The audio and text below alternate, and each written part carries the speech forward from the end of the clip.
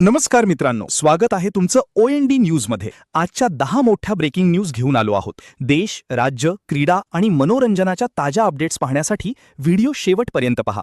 भारतातील अनेक राज्यांमध्ये आज बकरी ईद निमित्त बँका बंद ठेवण्यात आल्या आहेत। RBIच्या सुट्टी यादीप्रमाणे काही राज्यांमध्ये बँक सेवा बंद असून ऑनलाईन बँकिंग सेवा मात्र सुरू राहणार आहेत। ग्राहकांना आवश्यक कामे आधीच पूर्ण करण्याचे आवाहन करण्यात आले आहे। हिमाचल प्रदेशातील कसोली जंगल भागात भीषण आग लागण्याची घटना समोर आली आहे।